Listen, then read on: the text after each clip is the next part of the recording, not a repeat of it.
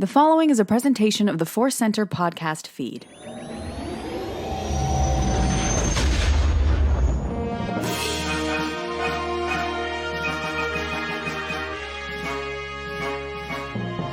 the center of the galaxy, this is the Force Center podcast feed, and this particular episode of the Force Center podcast feed is the Clone Wars Report.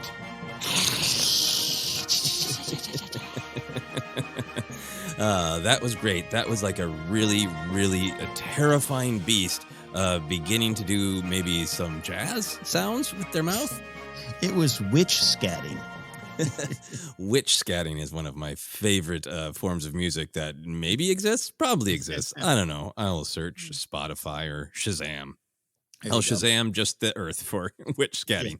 Yeah. Anyway, we are happy to be here. I'm Joseph Scrimshaw, and the person who's doing the witch scatting is Ken Knapsack. We love talking about the Clone Wars. We are discussing every episode or arc. If the story continues over many episodes, we are getting toward the very end of Season 4. We are here today to talk about the tragedy of the Night Sisters, but really mostly the tragedy of Asajj, the hope of Asajj. I should have thought more about this title, Ken. The episodes in this arc are Season 4, Episode 19, Massacre, written by Katie Lucas and directed by Stuart Lee. Season 4, Episode 20, Bounty, written by Katie Lucas and directed by Kyle Dunleavy. Before we even get into the summary, let's just do some work right here on the air. What do you think the title of this arc should be?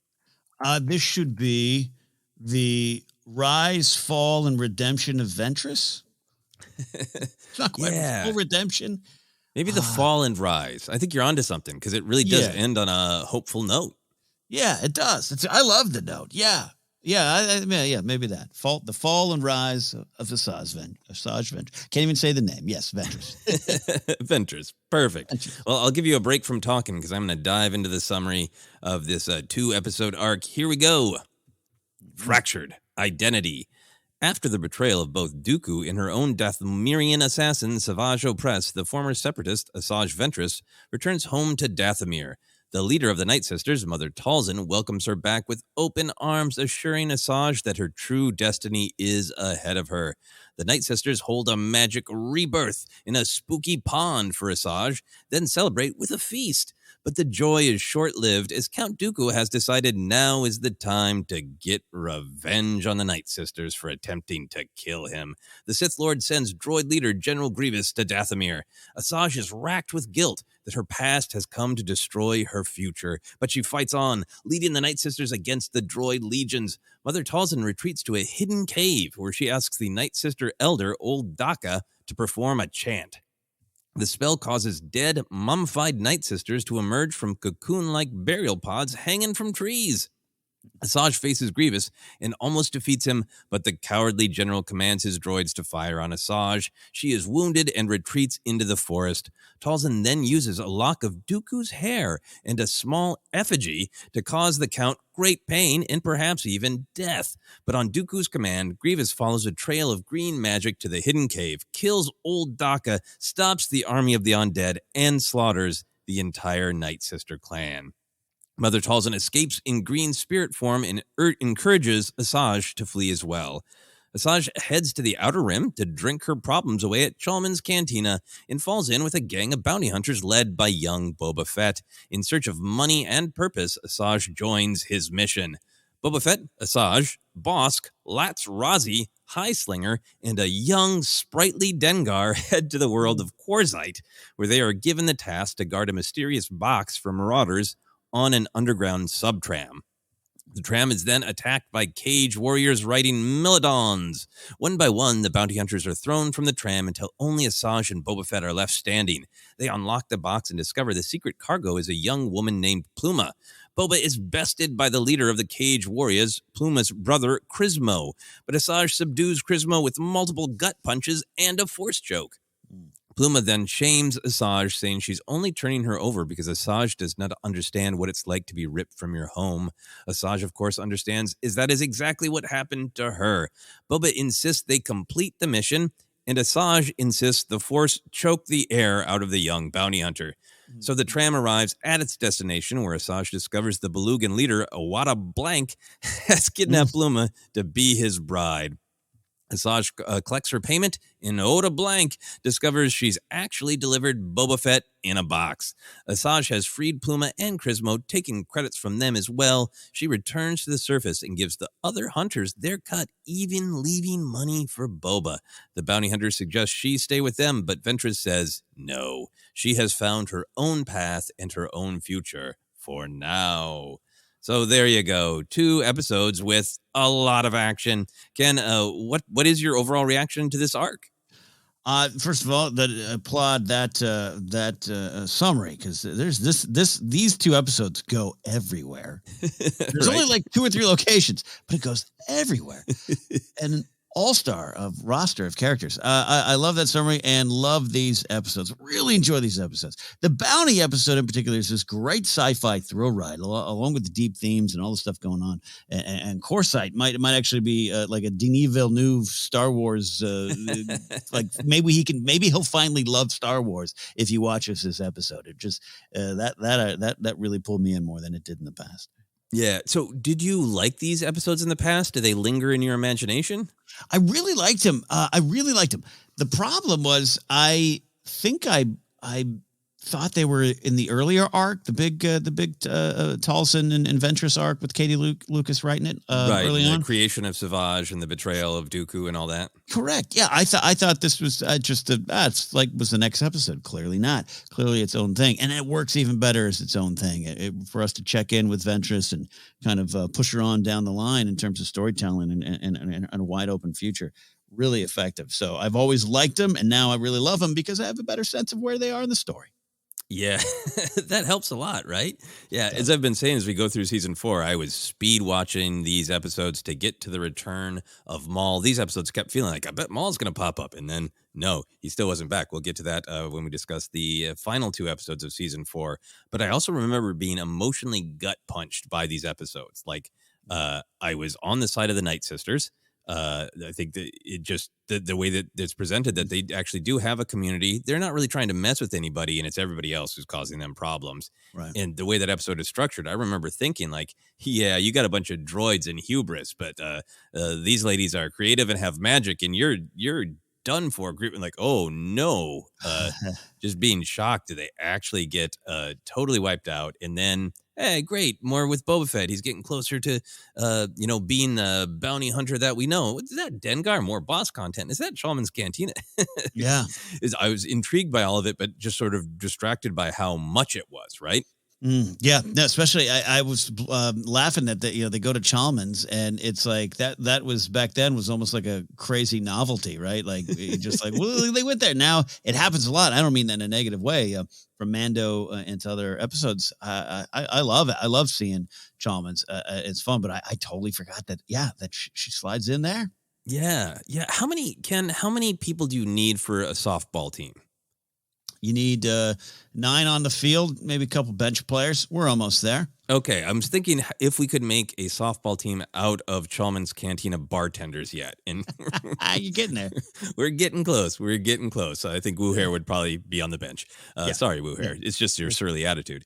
Anyway, watching this arc, these 2 episodes together in the flow, I really love them. I think I always liked Asajj, but I'm so much more attached to her.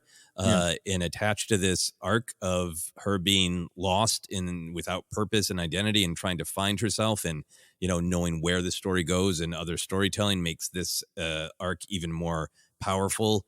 But then it's kind of fascinating in that we'll get into the details, of course, but from Asajj's perspective, this is one story with 2 parts about her kind of trying to find herself.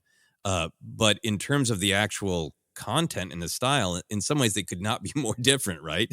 Oh yeah, no, absolutely. Yeah, go ahead. Yeah, fun. I mean, I've talked about this a lot. Of one of the things I really like about Clone Wars is it really seemed like any restraints were pulled back, and Lucas and Filoni and everybody else involved were like, Star Wars is about dipping into other genres to make this unique thing that is Star Wars. And that the fact that the first one is just no holds barred, witch folk horror, right, with hidden caves, undead, mummified zombie Night Sisters, cursed wax idol of Count Dooku, boils, everything, everything you could want. It's just so all in horror. And then it's definitely through the science fiction, space fantasy lens of Star Wars.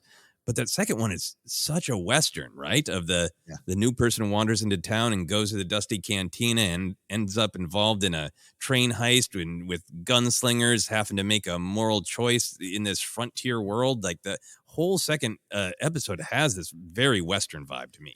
Yeah, to the point where I think the Mandalorian should credit like this episode for just being that kind of gunslinger goes off and finds a mission vibe. Yeah, absolutely.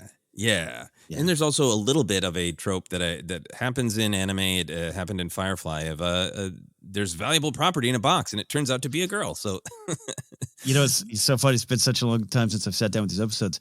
I obviously remember once it happens, but on the train ride, I'm like, I think I remember there's a twist in that box. They have some fun with underline and italicizing and bolding. We don't know what's in the box. It's a mystery. Don't look. Yeah. And then I feel like the episodes are connected in that, in general for Clone Wars, they're pretty action-packed. Like there's just a ton of just screen time that's just great action. And then both episodes are very... they're dark and murky, like literally, right?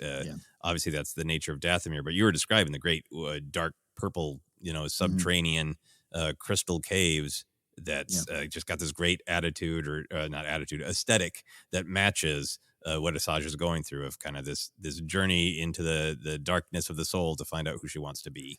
Yeah, the burst of hope, it comes very much at the end, and the rest of it is a bit of a dark and gray world with the beautiful purple and red of Dathomir in there as well. But yeah, it really makes it even more effective. It's perfect for the character, right? Perfect for Ventress to find herself in these two worlds in this story. Yeah. So let's dive in. We always like to talk about the morals of the episode. So the first one is, one must let go of the past to hold on to the future. And the second moral is, who we are never changes. Who we think we are does. Did either of those speak to you?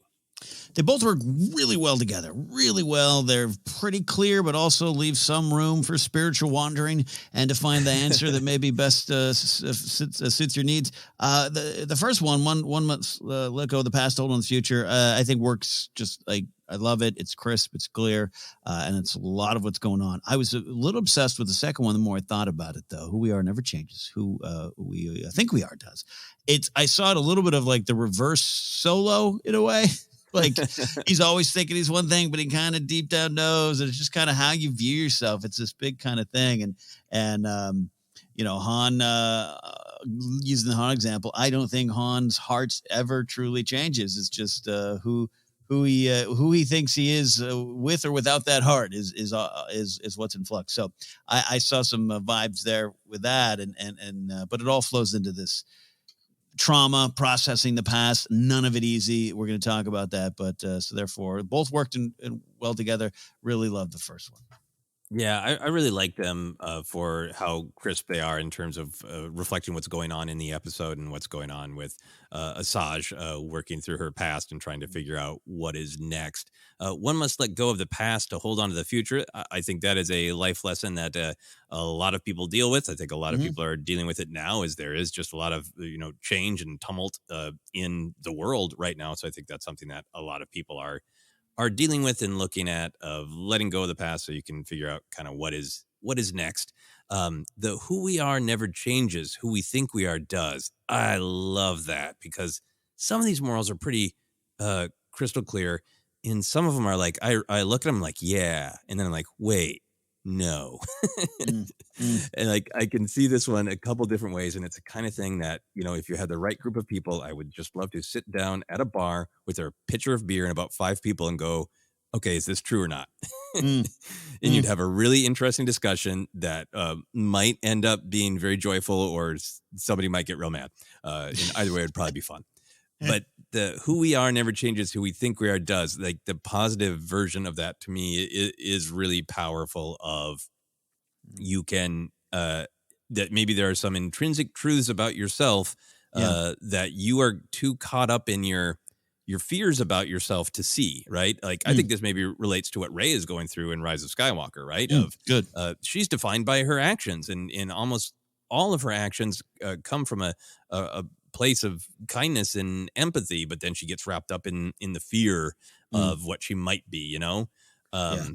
Yeah. So that makes a lot of sense to me. But who we think we are does.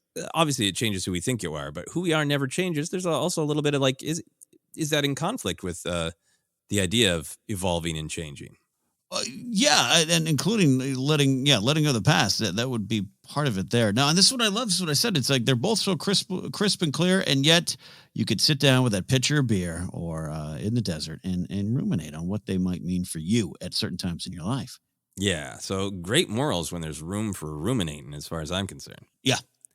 Right. Well, let's then dive into what these morals really mean for the episode. What do you think, Ken, were the big thematic ideas of this arc, and what kind of ideas are at stake? Where do you go with that? Yeah, the big ones for me are letting go, and this idea of the past and maybe even the dark side as the past that doesn't let go. And maybe that's the thing with the past. And some other ones we can talk about, especially when Boba Fett enters the scene. But this letting go, and again, everything I'm about to say might occasionally sound like real simple life advice. It's never simple, right? And it's processing trauma and growing, or even just simply changing who we think we are. That's pretty hard. Star Wars is never saying that it's easy.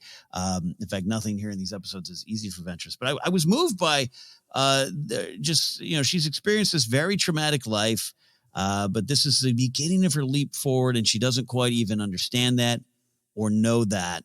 And the past literally comes, you said it in your summary, the past literally is coming to attack her future.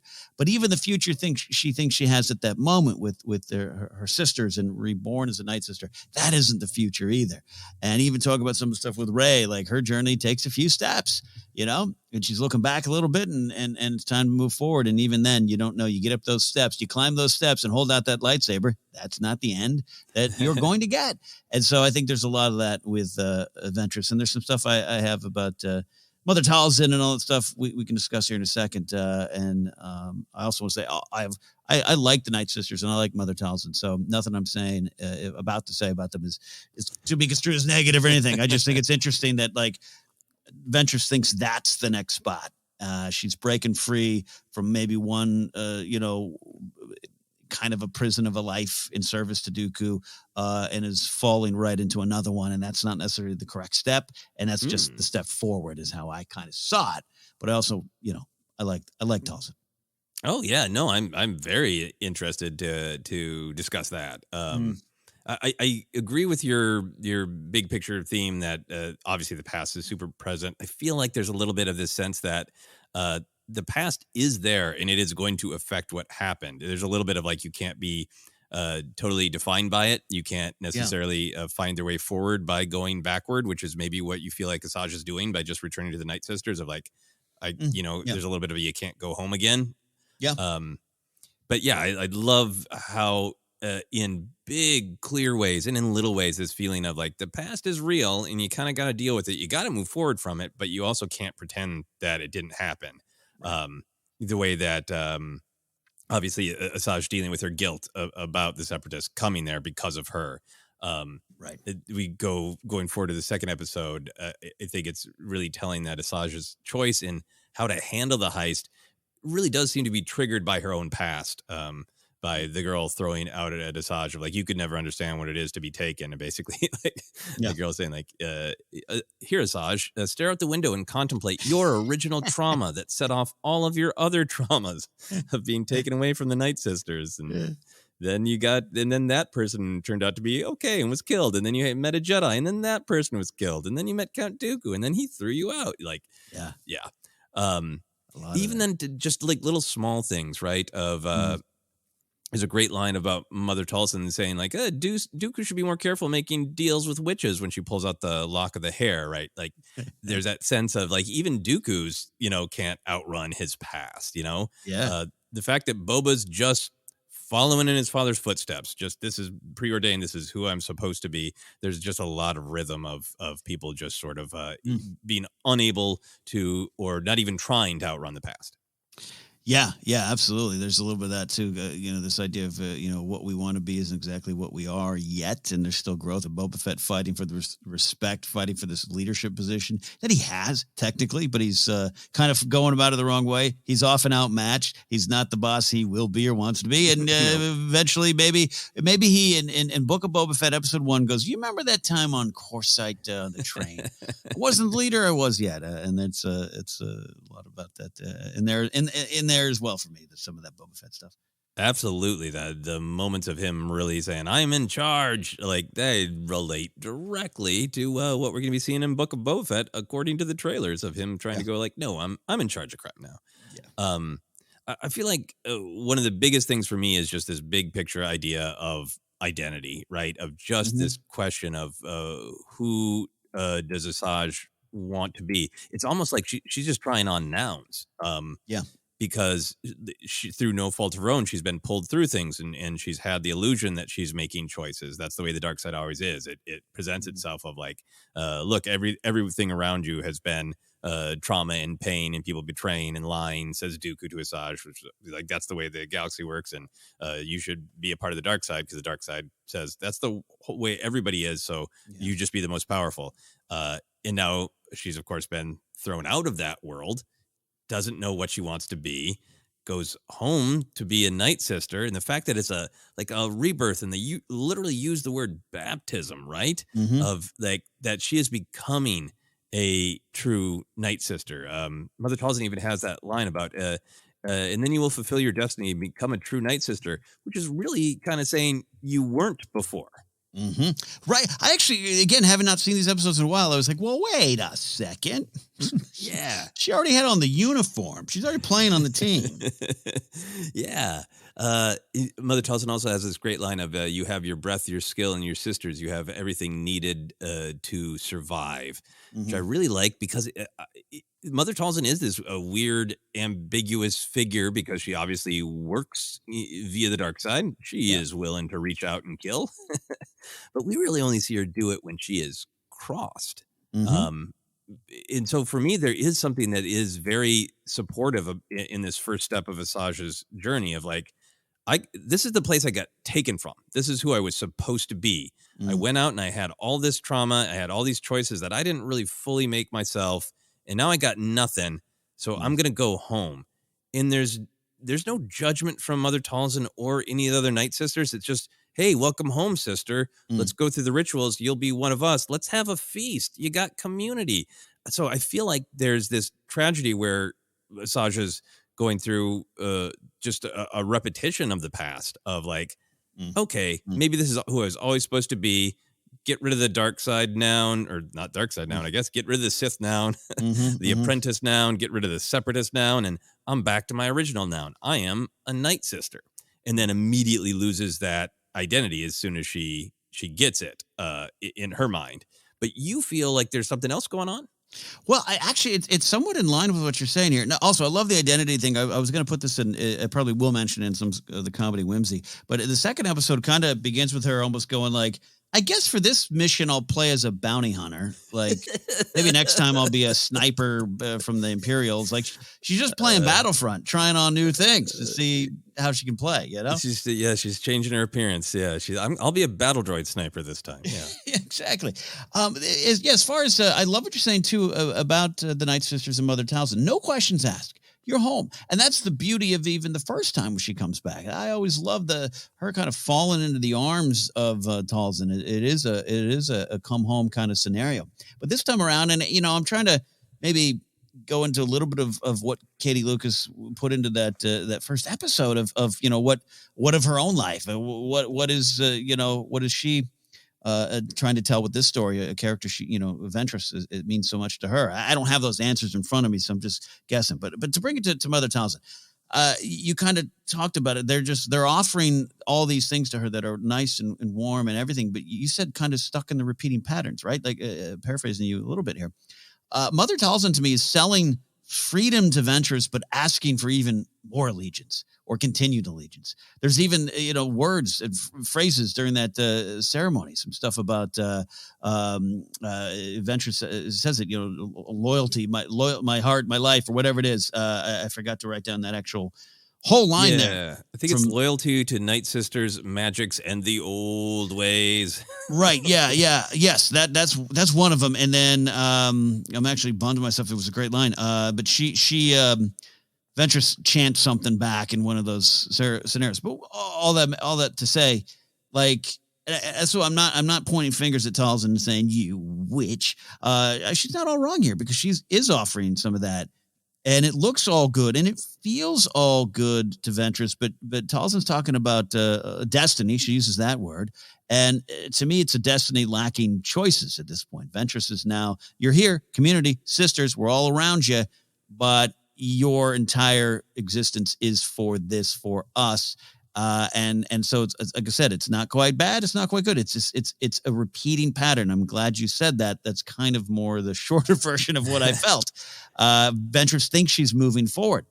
I did write it. It goes through the ceremony. And she says, my loyalty, my life, but she's not dealt with what's going on inside her to take it to more of a inner spiritual kind of realm. Her past is still there. She's just trading one thing for another. And maybe that's no fault to Towson and the Night Sisters. It's how they do things. And I think you're right. They sit over there in Dathomir. You leave us alone. We won't get involved with your war. Hey, maybe Star Wars wants them to choose a side. We get that. But I do agree. They ain't poking anyone. Don't poke us. But you know what I mean? So all that to say, it is kind of a repeating pattern. And that's where I felt watching what Towson was saying and offering. Yeah. Okay. I can definitely see that. I think there is this sense for me that's not even in the episode, but that if Grievous and the Separatists didn't attack, or if they successfully repelled it, would Asajj eventually get anxious, like just being there, right? Mm-hmm. But I think what I'm really responded to is like Towson and the Night Sisters. They do dabble in the dark side. It's their planet's magics, and they're coded in all these horror ways, right? But unlike other people who are coded with dark side or scary, they're not screaming at her because the plan failed, right? Like, she came back, she was welcomed with open arms. They're happy she was back. They came up with the plan with Savage Opress. It didn't work. Some Night Sisters got killed. Nobody seems pissed, right? Yeah, right. And yeah. Everybody else who even dabbles in the dark side in Star Wars would be mad and be telling you you're a failure and that. And there's just none of that. There's just like, you're back again. Good. Yeah. Why don't you stay? And then there's even this at the end when Asajj has failed again, not really through any fault of her own. If she's tried to repel the army, and Towson appears to her in that spirit form, and again, there's no criticism. She just says, "Your destiny will always be linked with ours, but you have your own path to follow now." And that seems like Towson being very zen of like, look, you are one of us, and that's always going to be a part of who you are, but you can't cling to the past. Times have changed now. Yeah. The Separatists won, so go find out who you are, kid. Yes.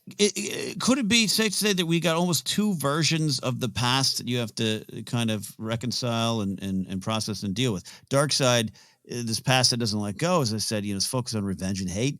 We know the dark side never forgets, it never heals, it just destroys. And you got the other side, which is probably a more healthy way of looking at it. Again, I'm not pointing any fingers at Towson and the Night Sisters. I think you're right. That attack doesn't happen. They might be happy for a long time until Ventress says, maybe I want a new job. I don't know. I don't disagree. They got some vengeance in them, too. If they had repelled the Separatists, they'd still probably try to kill Dooku with the doll eventually. I'm not saying even that's wrong. But I like that moment with Towson. It is kind of it's zen, it's stoic, it's Yoda saying, keep your mind on where you are and what you're doing right now, what is happening. It's Leia saying, don't tell me what it looks like. Tell me what it is. And this is what it is. And Towson's dealing with that in that same way and saying, hey, it's okay. It's okay. You have the strength to move forward, whether you know it or not.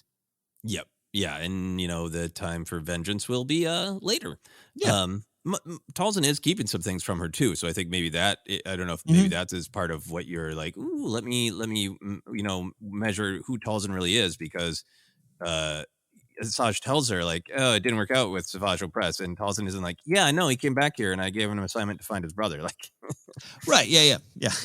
she keeps that to herself. I think more to talk about an identity, but I want to dive into this other perspective because I'm really curious to get your opinion on it, and it relates to what we're talking about with who Towson really is. I think there's this big theme to me in both of these episodes about who do you answer to, right? Asajj, obviously, in the framework of the Sith and in the framework of the Separatists, she answered to Dooku and to Sidious, and Grievous was always, competing with her of who's better and all that. And Mother Talzin does make such a big deal that Asajj will only need to answer to herself and her sisters. So she was kind of saying, like, you are part of us and you do have a community responsibility, but nobody else is going to boss you around. It's just what you want and what the community wants, right? Yeah. And then the way that Asajj eventually kind of, I think, finds herself is she goes through this trauma with the Separatist attack and with failing. She tries on this bounty hunter identity like she's LARPing or playing an RPG, like you said. But she gets this victory at the end of this battle where she's like, what even is this? What am I fighting for? What am I doing? I'm throwing people off a tram because I said I would. Okay. And money, that's great. I need that. But by the end, I feel like she kind of fulfills this vision that Mother Talzin gives her, because she chooses how to handle the bounty her own way, right? And it isn't like, I'm going to throw into the light side and do what I think Obi-Wan Kenobi would do, right? And it's not, I'm going to kill them all and take it for myself. It is straight down the lane, right, of the middle. Yeah. Of her deciding what is right for her. And based on her own trauma, she's like, no way in hell I'm handing this girl over to anybody. Yeah. And then she gets there and it's like, oh, this old creep wants her to be a bride. I really made the right decision. Yeah. So she rescues Pluma, but still takes some money from Pluma. Yeah. She screws over Boba, puts him in a box, chokes him out and puts him in a box, but still leaves him credits. She just takes the total middle path that is her in that moment, all of her life experiences, going, if I get to decide everything that happens in this situation, then I'm going to decide this, this, and this. That feels nice to not answer to anybody else, but just only I choose what happens right now. This may be a moment of pure balance in Star Wars. A little light, a little dark. No, I agree with it. I put down the note of who is asking for your trust along the lines of who are you going to serve or who's asking you to serve. And at the end of the day, Ventress, it comes up a lot. Boba Fett kind of even says directly to her, okay, you don't trust us? Come on.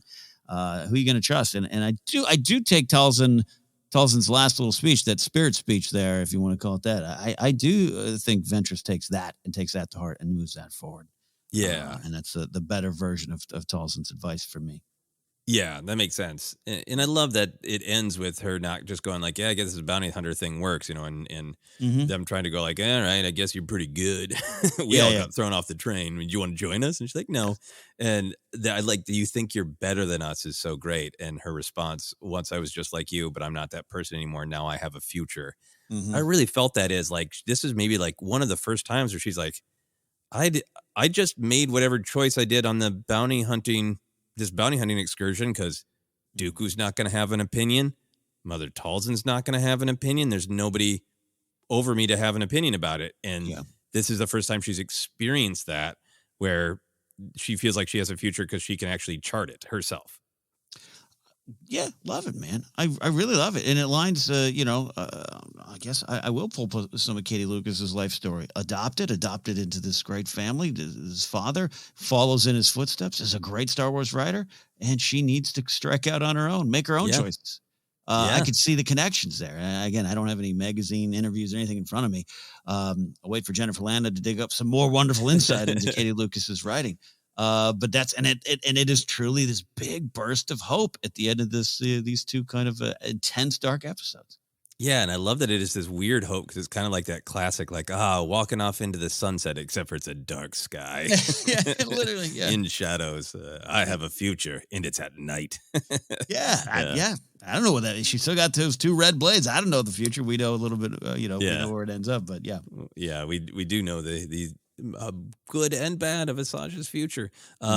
This theme of who do you answer to, I feel like I feel like this is Asajj's arc, but in terms of both identity and who do you answer to, that's really reflected by Boba. You know, Boba is he's really trying to be somebody. He's trying to be the leader, right? But he is being judged by his appearance and his stature. You know, Asajj's cutting line: "No one of true importance would lower themselves to trade with a mere boy." Like, damn, Asajj.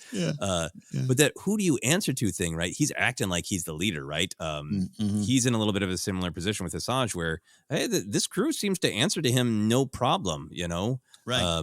But his previous mentors, you know, his father and Aurra Singh, they're gone, and this is him stepping up.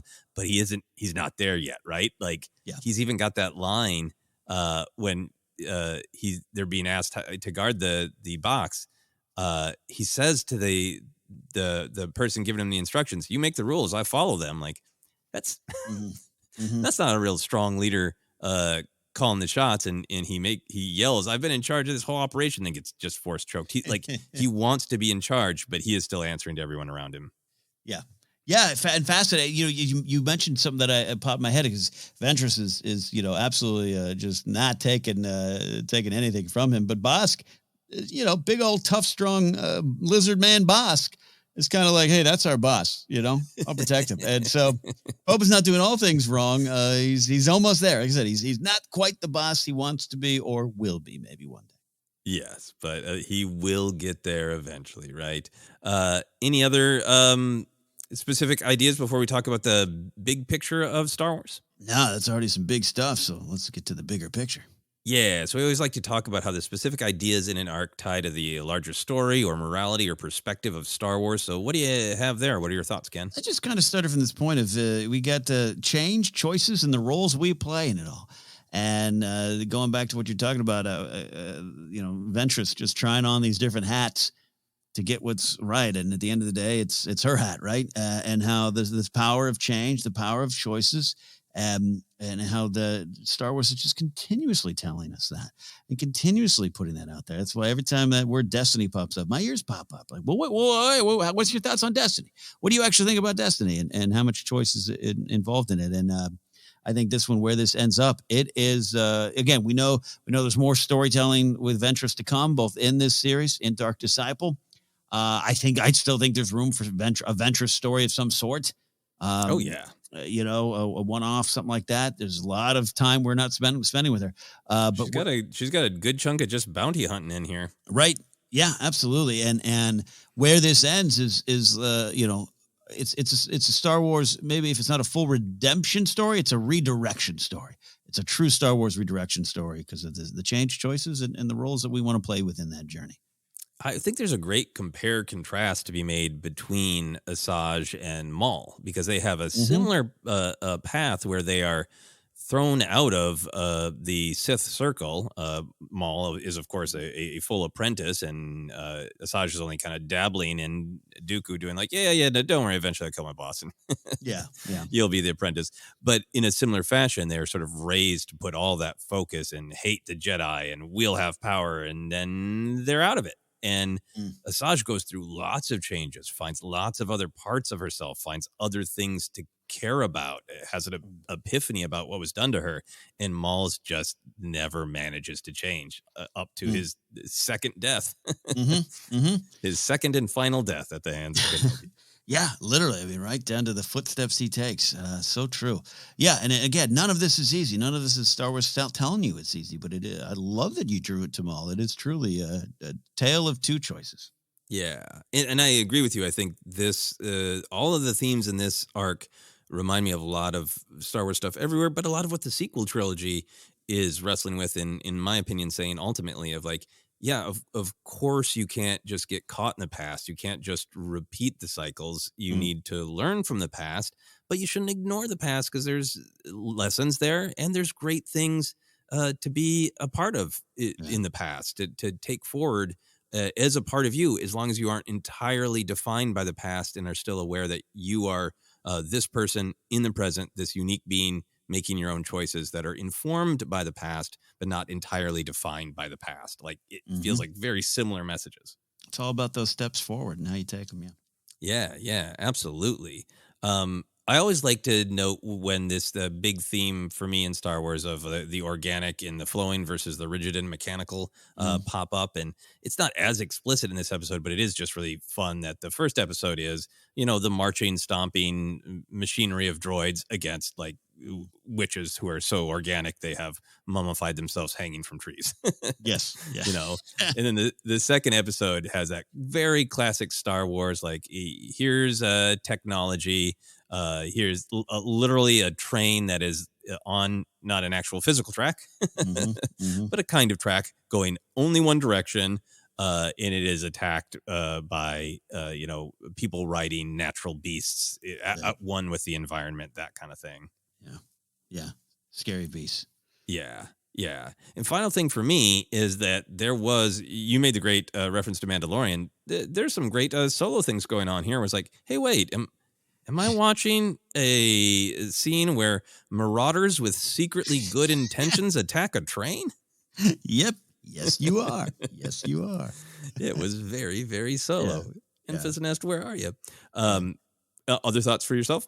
No, but even in that, the use of the Marauders thing, and not the first time, not the last time, for sure in Star Wars, is definitely Star Wars asking it to. It's like we always say, Star Wars wants you to ask why. It even wants its characters to ask why. Well, why this is happening? What's going on? And it's a little bit of indicting the world of bounty hunters. You scoundrels only out for money. Look a little closer. Yep. Bosk probably does not have a great moral core. Don't think he does. Great character, great blaster, but not a great moral core. I'm going to go out on a limb and say that about Bosk.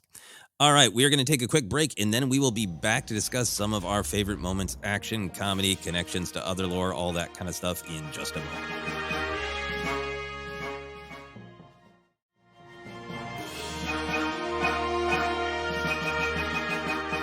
And we are back to continue our discussion of the great Clone Wars arc, The Fall and Rise of Ventress, as we've decided to call it right here during the broadcast. We like to talk about some favorite moments, so let's get into action. Ken, what were some favorite action moments in these two action-packed episodes? Yeah, I started. You've always been so wonderful with our scene-by-scene titles. Palpatine's, box of, seduction? What'd you call it there? Manipulation, and seduction. Yeah, there you go. Dexter's Diner of Wisdom, right? I accidentally stumbled onto a bunch of those there. So I'm calling it Towson's Attack of Bubbles is the first big action moment. When there's the initial attack from the Separatists, and she surrounds herself in a giant green energy bubble and then shoots lightning blasts. That's it. That's the one. Yeah, absolutely. Wow, that started. Yes. Like, I want a dark light poster of that. Yeah.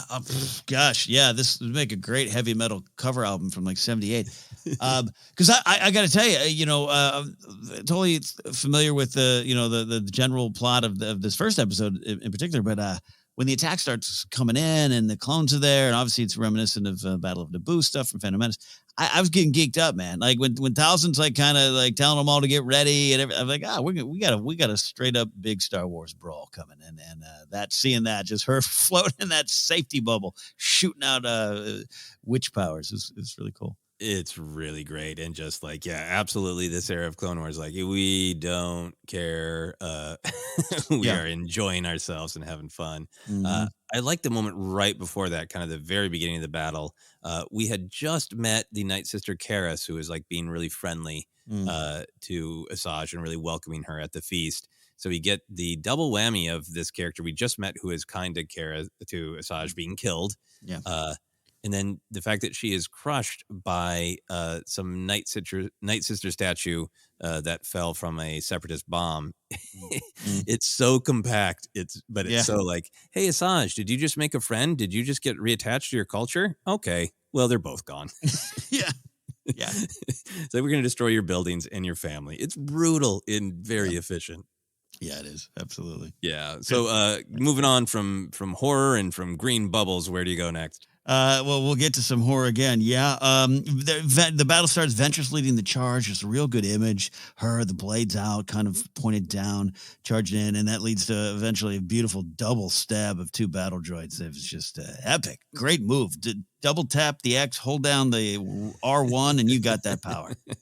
That was a beautiful double stab. Yeah, there's a ton going on in here. I really liked the B2, the super battle droids, stomping out and being lowered from their carriage. That was great. Yeah, I did too, right? Yeah, total play on the Battle in Naboo stuff, obviously, but yeah, just I loved it, like a real upgrade. Good move, Separatists. Wait a minute, I'm not supposed to be. Okay. Yeah, and very interesting. There's one battle droid comedy moment that I noted, but it was extremely light. Some people would probably not even call it comedy, but it made me laugh. But in this major battle, Ken, like there's no wacky, I just got a promotion, right? Right. It is a tonal shift that to keep this the horror and the seriousness of what's happening being the only tone. They did a really good job on it. I mean, this is a horror movie we're watching in this first one here. They're keeping that all the way through, and I don't know, a good horror film I guess might have some comedy, but I just it would have been out of place, and it felt battle droids they battle a reputation of not being something to take serious. That is not the case here. All the way through, they are a threat. They are deadly. Yep, overwhelmed by the numbers, I think is great in this episode. Next thing for me is like, my Lord, the Rise Dead Sisters Awake. I called it my favorite horror moment, not even action, just a straight up horror film moment. Yeah, I mean it is. I mean it's action in that things are happening. You're right. But it is hearing old Daka chant and realizing that the mummified remains are infused with their own spirits, one would imagine. Yeah. And just everything from like the bursting forward to the ones like rising up and the screaming. I think, that's it's so effective. And the reason that I was watching this the first time going, oh, the Separatists are done. Yeah. It's scary. I mean, it's I'm not shivering in my boots on my couch watching this on a Sunday afternoon, but it's scary stuff. If I was a youngster, that would have frightened me. Yeah, absolutely. So what are some more moments for you? One of the undead sisters just rips off the head of a tank droid. One of the battle droids in the tank. Just brutal. It's a battle droid. I got to imagine there's some feeling chips in there, I guess. I don't know, but it's just brutal. Just brutal. Yeah, it is pretty nasty. I think perhaps one of my favorite images that I forgot was in this because I so remember the battle on Dathomir. This is kind of an action image because, hey, somebody's dying. But the image of Towson bursting out of Dooku's gut like a magic hologram of death. Yes. So I'll jump in with the 3 other categories, and then I want to discuss Towson's movie. I have Towson's Boils of Doom, Towson's Upset Stomach of Taunts, and then Dooku's Upcheck of Relief.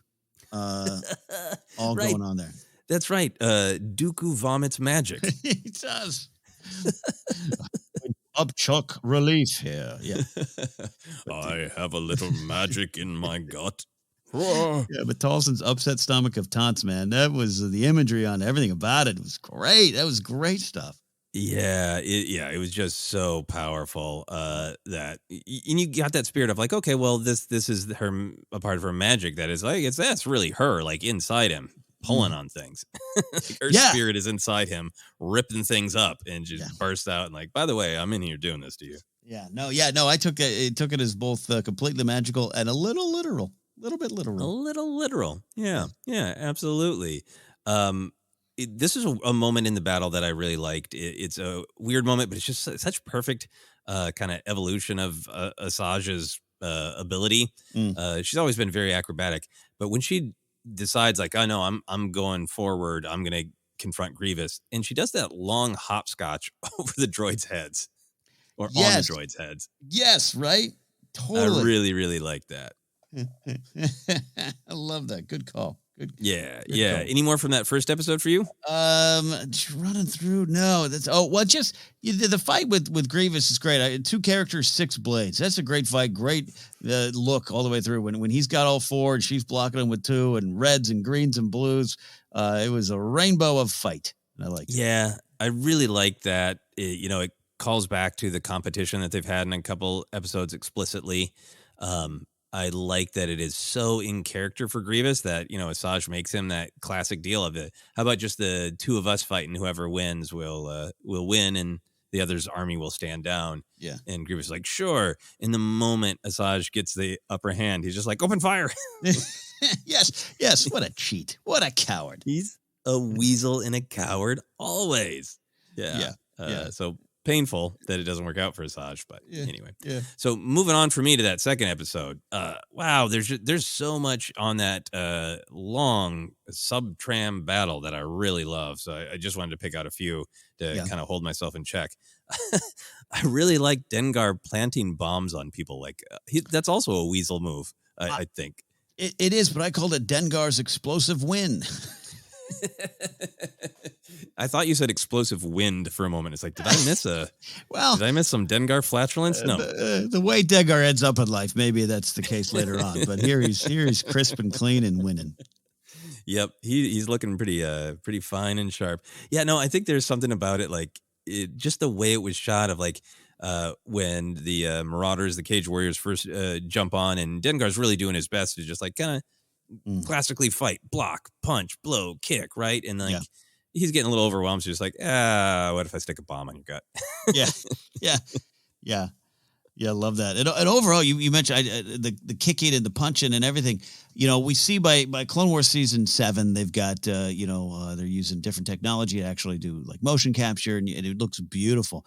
This stuff looks really good we're a few years behind now, and animation technology moves forward leaps and bounds at a quick pace sometimes, but really good for an episode that had to have some detailed moves.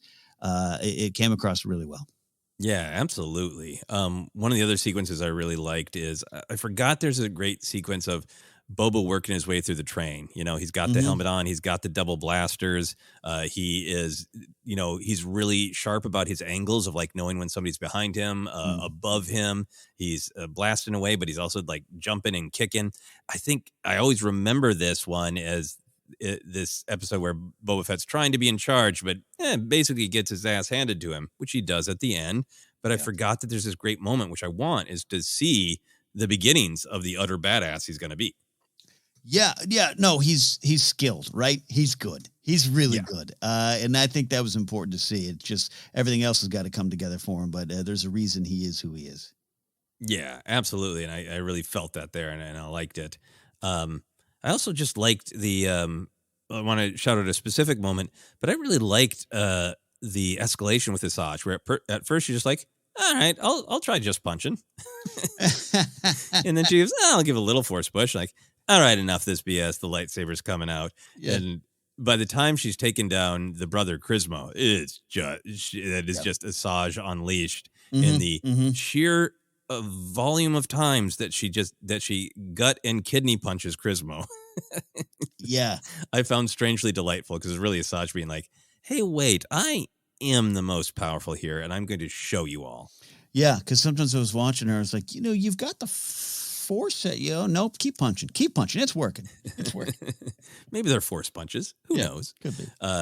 So I cut myself off there because I could do so much more. How about yourself? What are some other moments? A couple other moments for me, and you're right, a ton all the way through this here. I called this one Ventress's blade of rebuff. When she takes that blade and chops all three of those blades off at the same time. It's a comical moment too. Lat's snake toss. I don't have a cute name, but just when she's got the taking everyone out with the snake, and then having that used against her and Heisinger when Crismo defeats both of them, and I thought that was just a good setup of how dangerous it was and how that would lead to her and Heisinger's defeat later on. Very good. Yeah, no, I mean, I want to keep my branding up as a fan of somebody who likes it when people fall from things, and the volume of people thrown from a train is delightful. Yeah, I didn't put this in comedy moment. I love that it's almost like it's a game show. It's Star Wars Squid Game. I don't know. So when everyone falls off, Dengar and Bosk, everyone, they're just like, Dengar literally goes poodoo, and they wait, and then no one tries to rejoin the fight. They're all back in the hangar, waiting at the break room, taking a sip of high C and orange slices, waiting for everyone to come back. Like, rejoin the fight. Get up there. I love that the shots they're all like, no, that train's moving too fast. You know how fast I have to run? I'd have to, no, absolutely not. No. Super caterpillars, dig, dig, dig, dig, dig, dig. You know, it's just get on, keep going, walk at least. I would love to play this. I actually wouldn't love to play this video game level. I'd be frustrated by it. But it's a good video game level of just, can you stay on the train? Oh, yeah, absolutely. As someone who's lost many shootouts on Red Dead Redemption on a train, I don't know if I could do well in this, but I'd love to try. Yeah, a lot of train throwing and a lot of giving up from the bounty hunters. Yeah. That's a great segue into our favorite moments of comedy, whimsy, and weirdness. What jumped out to you here? So jumping around. So dancing witches. I wrote down dancing witches, and this is just background animation. I'm not making fun of anyone's skills or what they had to do, but I just love that because you render these characters, you put them there, and you want to say, all right, the witches are celebrating and dancing, but they're all dancing by themselves, and it looks like everyone is tripping in Joshua Tree. Like, it's not quite a rave. It's not a rave. You want to go out to Joshua Tree, take some peyote, and discover ourselves. Like, and it actually works for the Night Sisters. It works. I think that might be pretty accurate. Like, there's a lot of quote unquote magics going on, and I'm sure that feast is not just food. And it does look like the Night Sisters are maybe dancing as though they are all listening to their own music. Yes, one's definitely got playing tracks from Lady Gaga's Joanne. The other one's got some new Britney coming back, and someone's listening to the Grateful Dead. Clearly, some great tracks on Joanne. I'm gonna see if they sync up to the Night Sisters. One of the first things that jumped out at me is I just love this turn of phrase and the delivery and the perspective from Mother Talzin when she is saying to Asajj that, you don't have to worry about any of that stuff anymore. You don't have to worry about Dooku's absurd war. Yeah, right. Just the whole thing just has this vibe that adds to me of like, yep, the Night Sisters and Mother Talzin, they will put their finger on the scale. If somebody crosses them, they will use their magic and they will obsessively go after vengeance. But other than that, they're just like, what are you fighting for? Yeah. We got magic. We got dancing. Yeah. We got a whole society. We got nice buildings. We got hidden caves. This is great. Why is everybody running around making an ass of themselves? Yeah. I'll fight for that side. Yeah. So this cracked me up. Dooku's absurd war. It just got a little bit of that, like, what are you running around yelling about? That deflates him in a way. Another one for me, this is one comedy moment. I rewound to catch something else, and then I noticed it of when Dooku gives Grievous the assignment and Grievous is stomping towards his ship. There's one B1 droid with him who's just jogging to keep up with Grievous. Hey, boss. Exactly. It's not like a march like they normally do. Yeah. It's like that droid. It's like some rom-com with a mean boss in the fashion world, and the assistant's like, I'm trying to keep up with her. Love it. Absolutely great. What are some more for you? Okay, so Dooku's sitting there in his command center. Boils of doom start popping up on his forehead. He's falling to the ground, flailing about, and his guard droids don't even move. No, they don't even question it. They're just like, all right, he's having a time. Call someone, call a medic. Call Palpatine. What are you gonna do? You got these droids. They're just like, well, eyes on the door. Maybe someone's coming in. I don't know. I thought that was really funny. Just a little background thing. Doesn't matter to the plot at all. I love seeing Dooku writhe in agony, and his droids do nothing. Yeah, I mean, it would be funny if they had like tried to do something. It's like, what should we hit? Yeah. Is there a reset button? I don't know what to expect, but it was just hilarious. They're doing their job. They're like they're guarding the Buckingham Palace. They're not moving for nothing. They're not moving for nothing. I wonder if they've been instructed. Like, if it seems like it's force crap, don't worry about it because there's nothing you can do. I also like Mother Talzin's line of he should be more careful in making deals with witches. Yes. Well, it's so great in the lock of hair. Yeah, I mean that we did not previously see that, right? In the other episodes, he didn't cut off a lock of hair. Did I miss that, or I meant to look that up because I am 50-50. While you're talking, I'll try to see if I can verify or not that moment. All right, that's great. There's some other jumping to the second episode, and feel free to jump back to the first one if you got some. Ventress and Chalmers is great, and when she kills her harasser at the bar there, saying I'm not much of a talker. There's a perfectly timed, just giant laughs in the background, as if everyone's like tuning in and like that's a great line for against the guy she just killed. It's amazing, and that's what I would want Chalmers to be. Right? If it's going to scare me and you growing up about we can't go into bars because they're dangerous because of old Luke's treatment there, that's what I want Chalmers to be. Oh, yeah. No, I mean, Chalmers was a great Chalmers appearance because it is just kind of quick and perfunctory. If you weren't super paying attention, you because they don't do like, hey, it's Tatooine. I mean, like their Jawas. So, yeah, I guess that is Tatooine. And it is pretty clearly a cantina, but they're not heavy handed about it, right? It's just. That's what it is. Yeah, absolutely. Yeah.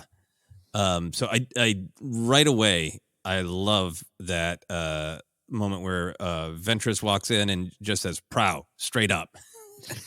Yes, because I love any time that a specific booze gets mentioned and established in Star Wars. And I totally forgot that there was a clear name of a booze established here, and that it is the utter opposite of Luke's experience where she knows exactly how to order, right? Yes, and Ventress is the type of friend I need to go into a bar with sometimes, where I generally nowadays can handle myself in a bar okay, but I like that person who's like, no, you order over here.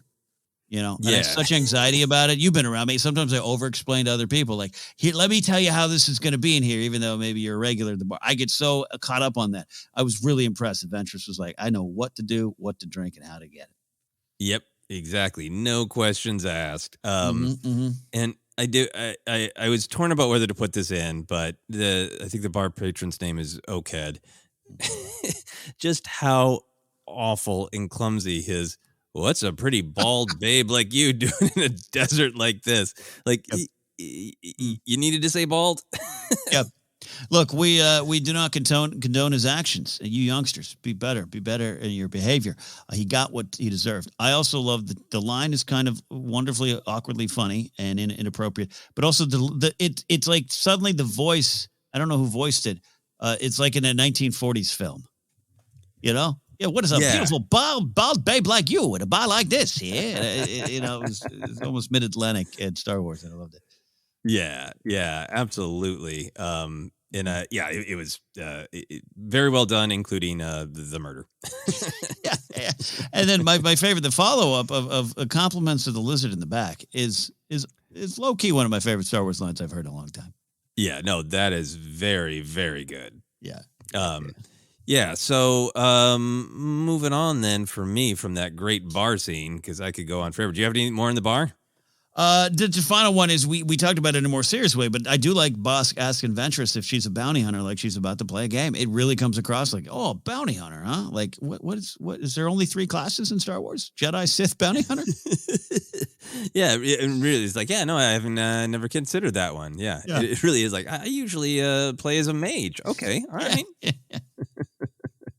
I am not finding any confirmation about the hair, because she has a meeting in person with Dooku in the previous arc when she's selling him on the possibility of a Zabrak assistant, right?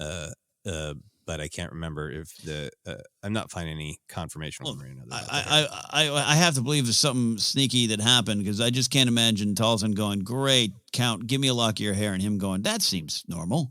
Like, I got to imagine it some other way, but who knows? Yeah, absolutely. Like, yeah, she got his hair in a previous dealing, says a entry on Wikipedia. Yeah, there you go. Previous dealing. So yeah, it whether she snuck it or whether he made the poor choice to give it to her, it didn't work out well for him when he's got a Mother Talzin in his gut. Not at all. Yeah, he has vomited out. So a couple other moments in that second episode. I like when Ventress first meets Boba, and Boba asks her name, and she says, "I don't have a name." He says, "So it's gonna be like that, huh?" It's just a great vibe of like, we know exactly where Ventress is coming from, and for Boba, it's just like, another person being difficult. Fine. Ventress says, and I mean this in a wonderful way, she has a little bit of the a little bit different new girl at school vibe, like she's moved up. She's going to try your cheerleading only because you don't have a dance team, but we don't know what to think of her yet. She does absolutely have that it is a stereotype into the new person at school, but it's an understandable human thing of like, I kind of want to be a part of the team. I kind of want to have friends, but every time I've tried it, I've been betrayed. So the only way I feel comfortable trying to have friends is being an ass to them. Yeah. And look, you're going to love her in the third act. Don't you worry. Third act of the film, you're on her side. Yeah, exactly. In the weird delivery of Major Ragoso when he says, "Please allow me the pleasure of explaining the mission." Yeah. Oh, yeah. I love the design of those characters. Kind of vaguely whale mouth like. Balugans. So yeah. You just kind of designed to be not liked or trusted. Just everything about them.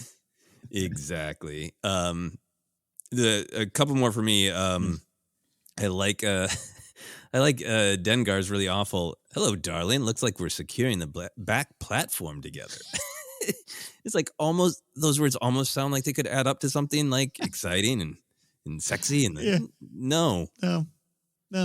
I think Bosk says at one point, "Shut up, Dengar," and I just think that's his life. That's Dengar's life. It really is. Shut up, Dengar. Yeah. Final moment for me. There are a lot of little good ones because Ventress is just on fire. I could have written down every line of Ventress in the back half of this episode, but there is a pitch perfect reaction when the lead Belugan. I don't have it in front of me, and the one's really hard to remember. Otaka blank, out of blank, out of blank. When the revelation, she's already made her choice, right? That she's not handing over this girl, just some rando. Yeah. Ventress knows the score, right? But then it's confirmed, right? Is my bride here? And it's so gross. But Ventress's pitch perfect reaction of like, yeah, of course. Yeah. Yes. Like, bride. It's so painful and it's so worldly. Yeah. And there's obviously these episodes, the previous arc that really developed Ventress, this arc, written by Katie Lucas, written by a woman I interpret as a viewer, a woman's perspective. There's a lot about the Night Sisters and Ventress that really has that. Look, we know the score and we know how awful women can be treated. And it's so small, it's so subtle, but it just speaks volumes to me, the way Ventress reacts to that. 100%. 100%, which is one of the just absolute wonderful things about what Katie Lucas did with this character, taking it from a very cool, double-bladed red Sith kind of cool killer. We love that, making it so much more and putting so much of her own life and thoughts and perspective into it. It is very clear. Yeah, and it's one of those like kind of dark moments that made me laugh because it's cathartic, right? Yeah. Because there's no shock, there's no horror. It's just like, of course, this son of a of course, that's what he's about, Yeah, totally. Any more? I'm sure you've got some lighter, funny lines than that. So, what are your other comedy lines? Careful of who who calls others marauders, is what I said. Careful of who calls others marauders, because Major Ragoso and Tobias Beckett are on record of saying they're just marauders, and they not only weren't right, shouldn't have been trusted in the end. Yeah, no, absolutely. I think that is exactly right. Yeah, and then finally I mentioned, but Dengar yelling "Poodoo." I mean, it was the McClunky of its time. Yeah. No, I think that is a good Poodoo. We haven't. We'll get into it. We'll get into it because we're going to talk about Canon and lore. I got too excited to talk about Dengar, but we'll talk about Dengar a little bit. Let's talk about some favorite Canon and lore connections to other stories. A couple things that I have written down right away off the bat when Dooku is giving his assignment and he says, "Go there and wipe the witches out, all of them." Yep. Do you think that he just naturally talks like that, or do you think he's trying to quote his boss, Darth Sidious? I think it's a little bit of the Sith playbook. Like he's heard Sidious say this, or heard of it. Like they're said, like that I said, wipe them out. All of them. And Duke is like, "Oh, that's great. Yeah. And I'm going to try to be the tough Sith Lord that the world needs to fear." Yeah. All of them. Is that repetition okay for you? Totally okay with me. Yeah. And you and I've, been talking and you were tracking kind of that season 1, season 2, what Filoni calls, we're just a bunch of fans writing Star Wars type of vibe that pops up in the show a lot. I still think it's present at times in Clone Wars, and it just makes sense. It's the only thing we had, right? We weren't seeing movies or anything else and talking about too much nostalgia. We just were seeing this, and it was a lot more fun at the time. I'm happy where we are now as a Star Wars fan, obviously. You know what I mean? Like I didn't rub that kind of stuff didn't rub me the wrong way back then. Doesn't rub me the wrong way now, but even back then it was like it was a chuckle. It was a cool. It was like, oh yeah, I've heard that before. Yeah, and there's some of those season 1, season 2 episodes where they're trying to keep. I've got a bad feeling about this, and almost every episode, either Wilhelm screams, everywhere, and a lot of different callback lines, and then it does thin out, and then when they're there, I think they hit harder, right? Like when you just got a Poodoo in all of them, then they hit harder. Another thing was I thought this when I watched the episode, and then I verified it, that the awful machines, the defoliator tanks, that is what really puts the Night Sisters in harm's way. That is indeed Lock Durd's weapon from the Defenders of the Peace episode in season 1 of Clone Wars. It is. Good pull. Yeah. And it's really effective. Like you look at it, it is a weapon of war that is not pretty. I like the use of it, though. It's so in the great Star Wars vein of this machine just destroying, nature. 100%. It is effective in the sense of like, you're scared of it. You're rooting against it. Yeah, and you extra feel it because the Night Sisters are so attached to, their environment. It's particularly cruel. Yeah. Yeah, and then it's just Lock Durd, such a weird, I believe, one-off villain, at least on screen. Yeah. That it is weird to be haunted by the legacy of Lock Durd in this episode. That's great. So this story with Towson, of her seeming to kind of disappear into a spirit form and survive the massacre that way. If anybody is listening and does not know, I'm sure many of our listeners do, that storyline and Towson's efforts for revenge against the Sith, that all resolves in the comic book Star Wars Darth Maul, son of Dathomir, which was one of the few things that got pulled back into canon. It got republished by Marvel, so it is relatively accessible. And I think, Ken, when we get to its point in the Clone Wars, we should maybe talk about that comic. What do you think? We should take a swing through it. Indeed, it is very Clone Wars. You look, you're like, oh, this is storyboards for an episode. So yeah. Absolutely, and just so much happens in it, and it really is the resolution of a lot of these episodes that I'm glad that the story is out there, but I wish we could get animated versions of it. Agreed. And then, of course, these episodes set up really a ton for the video game Jedi Fallen Order, right? This massacre is what the character Merrin survives, right? Absolutely. I thought about that a few times while watching this. Yeah, did you enjoy doing that? Because I know you maybe struggle with the gameplay sometimes, but you like the story of Jedi Fallen Order.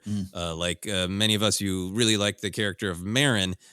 Did you enjoy thinking, where's Merrin? Where's she hiding? Yeah, no, I did. A little bit, who's hiding behind the tree, and how she's running off. And I love that kind of storytelling and who else survived and all that kind of, and going back to visit Dathomir. Yeah, I've said before, the gameplay of Fallen Order, some of the things in it aren't my favorite, but the story and the story of trauma and getting through it is so good, and the character and Merrin's one of the best in that video game. Looking forward to more. So yeah, I'd love to hear a little bit more about the aftermath of that. Yeah, absolutely. That would be some great Star Wars storytelling. And then we go back to Tatooine, right? You've got some Jawas pointing at vehicles and saying Utini. Yes. Is an Utini just always welcome? Absolutely, is always welcome. Absolutely. If I see a Jawa and I don't hear Utini, then what are we doing here? What are we doing here? Then we talked a little bit about Chalmun's Cantina. Looks like Zutton Snaggletooth is hanging out there. Right. We've got a brief Embo sighting and his Anuba Merrick, which is great. The Anuba Merrick will feature more in a future Embo episode in a future season. But then for me, like the big canon connection, Ken, that I wanted to talk to you about is that at Chalmun's Cantina, you are guaranteed that if there's a murder, music will pause for a moment. It's a very attentive music scene there. How do you feel about that? I mean, that is I mean, there's nothing in the way it's shot or framed that is trying to make you go, it's like when Obi-Wan Kenobi did it, right? But it is. Right. It's a lightsaber at the bar. The music stops. Everybody's awkward about it, and it starts up again. Yeah, I mean, hear me out. This visit to Chalmers, especially when it happened in season 4, we hadn't gone there before, right? To my knowledge. Again, trying to remember, we've covered a lot of episodes. Hadn't spent a lot. Baron Papanoida. Baron Papanoida. You're right. We hadn't spent too much time there, and it just kind of shows up, and not a lot is called out to it. You know what I mean? Like, it isn't. You either pick it up or you're not. You pick up the booth that they're sitting in, or you don't. And so even the music and kind of repeating the beats, I like the way they presented in this episode. Yeah, I love the idea that it's kind of standard because, like, well, you know, maybe the gig's over, so just pause for a second. Like, yeah, we're all good. All right, cool. Yeah. And pick it up. It's a very impressive band that can do that. Yeah, I also wanted to talk about young Dengar and just the vibe there. You know, I think growing up, I liked Dengar. He's one of the action figures. He's one of the bounty hunters. Cool. And then as I got older, and people were like, it's kind of just dumpy, and he looks like he's got a head wound. What's the deal with him? So then to see here young Dengar, how do you feel about that? I actually really love it, especially digging into it a little bit, looking on some of the trivia gallery stuff on StarWars.com, how George kind of was behind this idea of going, no, it wasn't a head wound that he wrapped badly. It was like a turban. It was part of him, and this is the younger version of him. And Dengar, I think there's a special place in a lot of our hearts because Dengar, for our generation, Joseph, is one of those early names you learn, right? It is. Right. You wow people with knowledge going, his name is Dengar. You're not going to win any trivia contest later on in life with that. But so I there's something, especially now and going to 2019 and Rise of Skywalker, where, you know, you're led to believe that is a very, changed and modified Dengar at the bar there. Yeah, Rothgar Deng, I believe, is the name. That's a long life with a lot of changes, and to go back to the beginning, it's bittersweet. You know, I want better for Dengar, but the way he acts, Simon Pegg does a great job with the voice. You know, you can see you got a lot of bad things coming, and maybe you deserve some of it. Yeah, I liked putting the I read that trivia gallery thing too of like Lucas going, it's not a head wound, it's a fashion choice. Put some some designs on it, so that's what it looks like, and he's got similar armor, but I think a part of what it is for me is like the choice to slim him down, right? Right. And make him just really does seem like, hey, I'm young and I'm spry and I'm with it and I'm flirting. And then just like, oh man, I had a rough life, you know, like everything from his face to his posture to the condition of his armor. It just looks like I am not body shaming Dengar. No, but narratively, it looks like the vibe is that he's just been like, things have only gone okay for old Dengar. Dengar is grocery shopping with sweatpants on, and he don't care. By the time we see him at Empire. There we go. Yeah, I couldn't really remember. I knew Dengar's in this, but I kind of didn't remember exactly what the take was, and I really liked it. Yeah, I do too. So we talked a little bit about Boba Fett. Did you like that he had the kind of proto armor? Did you like that this was a step on his path where he was kind of a leader, but he wasn't great at it yet?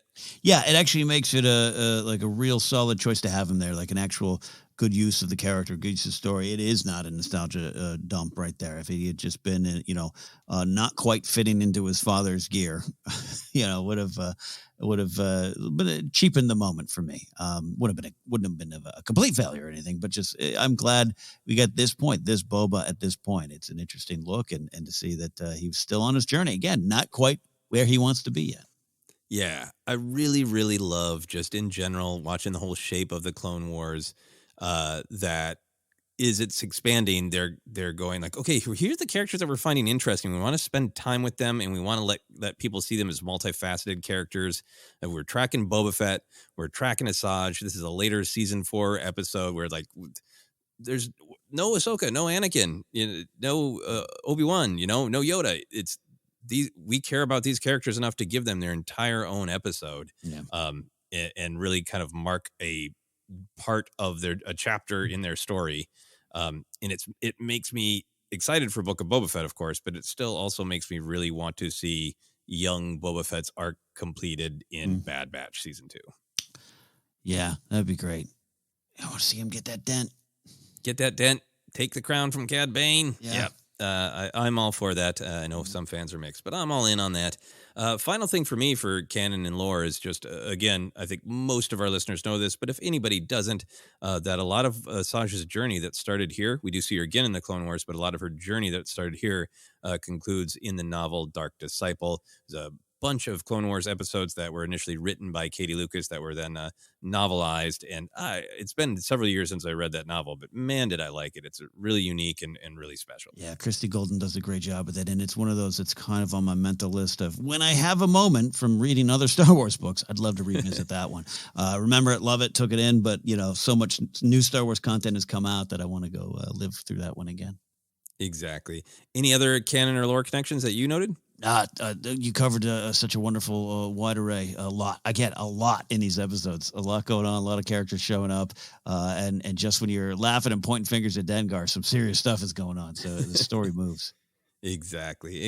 Anything you disliked or questioned? Honestly, no, I really don't. I think these are two wonderful episodes, so well put together, such a great perspective from the writing side, and they're really effective. And Ventress is this character that, her popularity rises first with the Tartakovsky ones and comes back here and they bring her along. Like, all right, yeah, let's develop this character and it becomes something more.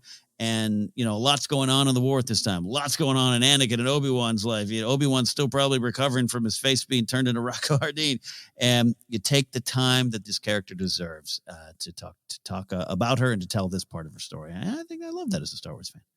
Yeah, I'm right there with you. There's nothing I really disliked or questioned. I think these are great episodes, really putting a highlight on great characters. This is Asajj's story, but we get a little Boba Fett, a little dash of Dengar.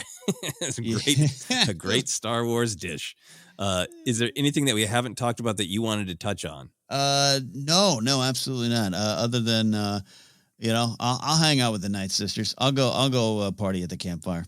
Absolutely. I will go, dance to my own tune with the Night Sisters. That'd be great. I always like to shout out the great voice work of Barbara Goodson as Mother Towson. It's so weird and great. Absolutely love it. Yeah. So as we wrap up here, we always like to wrap up with this fun question. If we could have a toy or a figure of any kind based on this arc, who or what would you want? What I would want is a Night Sister Lego playset complete with old Daka in a little cave. Oh, that's a really good one. Oh, yeah, because old Daka, I mean, we didn't even talk about her. That design is so great. There's a lot going on there. A lot going on, yeah. Yeah, no, that would be an old Daka minifig. Yeah, let's go for it. Yeah, absolutely. Give me a Daka, a Towson, a Ventress, and like 3 Night Sisters, and then maybe a battle droid and Grievous. Just one battle droid to torture again and again. Yeah. Love it. I would love a young Boba proto suit action figure. Nice classic 3 3/4. That'd be great. I like that Asajj's outfit changes as she goes through this identity crisis, right?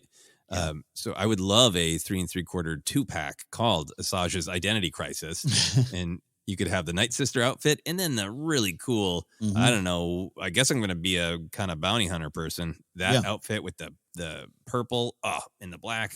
Yeah, and the snake imagery on it. Great use of the, misunderstood creature, I think is the intention there. That's great. Yeah, absolutely. And then the final thing, Ken, this is a kind of an expensive product, but I think a lot of people would buy it. I want a lamp inspired by these episodes. Where the base is Dooku's body writhing in pain, and then the light up element is Mother Towson exploding from his gut. Towson's upset stomach of taunts. And now I got to see if there's a gif of Dooku going, cleared out the magic, better out than in. A lot of great toys. Next up is Season 4, Episode 21, Brothers. Season 4, Episode 22, Revenge. These are the final episodes of Season 4. It should line up well for us that we'll talk about those and then take a break for Boba Fett, the book of Boba Fett. Excited to get into that Return of Maul arc. Ken, what should the moral of this episode of our podcast be? Well, I've both when we were still on Anchor and then now switching to Acast, I've had to take a dive in some of our older podcasts, some of the first episodes where the quality of sound, just even some of my own thoughts just fall short of my standards. And so it's a reminder that if the past, your podcast past comes to light in your future, let go of the past and take the right steps forward. And hopefully that includes a Night Sister dance party. Go happily into your future dancing with the Night Sisters, if they will let you. That sounds absolutely great. Do you want to let people know where they can find us? Would absolutely love to. We are the Force Center Podcast. We're on Twitter at Force Center Pod. We're on Instagram and YouTube as well. Our episodes are rebroadcast there in the audio form on YouTube. Some of you like your podcast there. Check that out. Like our Facebook page at Force Center Podcast. Get an audiobook on us by going to audibletrial.com/Force Center. You can get merch at tpublic.com/user/Force Center. Podcast available in a lot of different places. With our switch to Acast, some new places will start popping up, so look for those. We'll keep you updated on that. We have a show going on right now on the companion app called Databank Dive. Look for that on our tweets. We got information on how to hear that show on the companion app. It's exclusive to them. You can support us directly at patreon.com/Force Center, or, just tell your friends about us. We appreciate that as well. You can follow me at Ken Napzok. Go to my website, kennapzok.com. For Joseph, you can go here where he's going to tell you. Yeah, you can find me on all the social media, Twitter, Instagram, TikTok is at Joseph Scrimshaw. And for all of my other comedy adventures, you can check out my website at josephscrimshaw.com. But for now, for myself, for Ken, for Dooku's lock of hair, this has been the Clone Wars Report.